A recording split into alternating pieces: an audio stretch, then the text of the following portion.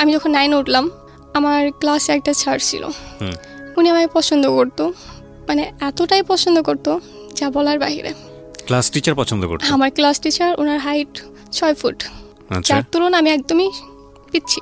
আমার height 5 foot. পছন্দ মানে কি স্টুডেন্ট হিসেবে পছন্দ করতো না? স্টুডেন্ট হিসেবে না, উনি আমাকে লাভ করতো। বুঝলেন কিভাবে? আমি কখনো বুঝতে পারি নাই। ক্লাস করাইতো উনি, ক্লাসে সপ্তাহে 1 দিন হয়তো ক্লাস করাইতো, বাকি 5 দিন শুধু প্রেমের গল্প, আদার্স কিছু এরকম। ক্লাসের সবার মধ্যে? সবার মধ্যে। আমাদের স্কুল রে বাবা এটা। ওনার দেখে প্রচণ্ড ভয় পাইতো, উনি প্রচণ্ড মারতো, প্রচণ্ড পরিমাণ ব্যাট দিত। আমাদের বিজ্ঞান ক্লাস নিত, যেখানে বিজ্ঞানে ওপেনলি কথা বলতে হয়। আমি কমার্সের স্টুডেন্ট, কিন্তু আমি কখনো সব নিয়ে মাথা ঘামাইনি। তারপর যখন ক্লাস 10-এ উঠলাম, উনি আমার একদিন ডাকলো, ক্লাস ছুটির পর, স্কুল ছুটির পর ক্লাসে গেলাম। দেন বললো যে না কিছু না, তুমি চলে যাও। সেকেন্ড দিন সেম কাহিনী।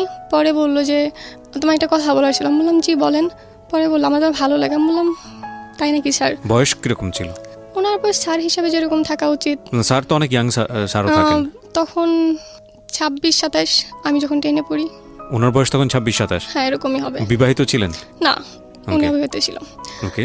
তারপর ওখান থেকে উনি বলে যে না আমি তোমায় লাভ করি। আমি বললাম এটা কি বললেন স্যার?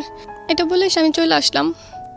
উনি আবার আমাদের স্কুল অ্যান্ড কলেজ, উনি কলেজের মধ্যে খুব তেড়া ছিল, মানে এতটাই তেড়া, কখনো স্কুলে যে ফর্মালিটিগুলো ছিল কখনো পালন করতো না। দেন সেখান থেকে 1 সপ্তাহ পর উনি স্কুলটা ছেড়ে দিল, জবটা। তারপর আমার বাসায় বিয়ের প্রস্তাব গেল। আমার বাসায় অলওয়েজ বিয়ের প্রস্তাব আসে। আমি যখন ক্লাস 8-এ পড়ি তখন থেকে আমার বাসায় বিয়ের প্রস্তাব আসে, তো আমি এটা নর্মালি নিছি। দেন আমি কিছুদিন পরে জানতে পারি যে ওটা আমার স্যার। ওকে ওকে। মানে আমি তখন শকড, মানে প্রচণ্ডভাবে। আমি বললাম যে এটা কিভাবে সম্ভব, যে স্যার কিভাবে একটা স্টুডেন্টের সাথে বিয়ে করব, আর আমার স্যার হয়, তাকে আমি কিভাবে আমার বর হিসেবে মাইনে নিব? এটা আমি কোনোভাবে অ্যাকসেপ্ট করতে পারি না। দেন ফার্স্টে আমার বাসা তেমন রেসপন্স করে না, কিন্তু কিছুদিন যাবার পর বাসা থেকে পুরা পাগল হয়ে গেল ওই ছেলের জন্য। এত শিক্ষিত একটা ছেলে, তখন বিসিএসে এক্সাম দিবে, এখনো দেয় নাই। তারপর আমি তো না, আমার আব্বু তো আমার সাপোর্টে আছে, কিন্তু সাপোর্টে বেশি দিন থাকলো না। হঠাৎ করে আমার আব্বু চেঞ্জ, তাও তখনও ছিল না। তো আমার নানা তখন অসুস্থ, আমাদের বাড়িতে এসেছিল। তো আমার নানার খুব ইচ্ছা ছিল যে আমার বিয়েটা দেখে যাব। সেই তুলনায় আমার বয়স খুবই কম, বিয়ের বয়স। হ্যাঁ, এর ভিতরে আম্মা আমার সাথে যাতা ব্যবহার করা শুরু করলো। আম্মা একটানা 3 দিন না খেয়ে থাকলো, যাতে করে ছেলেটাকে আপনি বিয়ে করেন। হ্যাঁ। পরে আমি তাতেও কিছু বললাম না। দেন আম্মা আমাকে একটা শর্ত দিল যে যখন বিয়ের সময় হইব তখন আমাকে গাজীপুর থেকে অনেক দূরে কোথাও পাঠিয়ে দিব, আপাতত যেন আমি রাজি হই। তখন আমি বললাম যদি আমার সরাই দেওয়া হয় তাহলে আমি রাজি হতে, সমস্যা না, আপাতত আমি এখানে থেকে এক্সাম দিই। উনি এই জন্যে বললো এখন থাকলে পর ডিস্টার্ব করবো, আর এখন আমি অন্য কোনো স্কুলে অ্যাডমিশন নিতেও পারবো না। তো সেক্ষেত্রে আমি ওটা মাইনা নিলাম।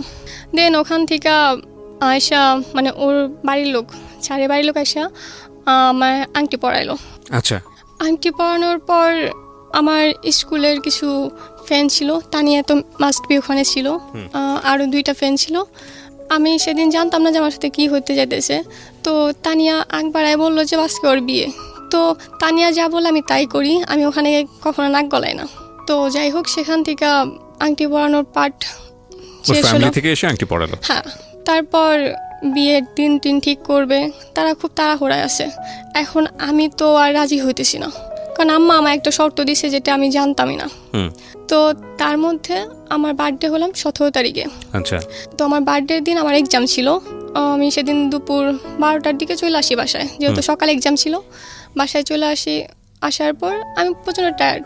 তো আমার রুমে নর্মালি কেউ ঢোকে না কখনোই আমার পারমিশন ছাড়া। আমার আম্মা সেদিন আমার রুমের খাটটা অ্যাকচুয়ালি চেঞ্জ করতেছিল, মানে এক সাইড থেকে আরেক সাইডে নিতেছিল। তো যেটা আমার একদম পছন্দ হয়নি। তো আমার ছোটোখাটো যে কোনো ব্যাপারে আমি আব্বুকে শেয়ার করি, আব্বু আমার জান, আমি আব্বুর জান, এরকম একটা ব্যাপার। তো আমি সাথে সাথে আব্বুকে ফোন দিলাম। ফোন দেওয়ার পর আব্বু ফোনটা ধরতেছিল না।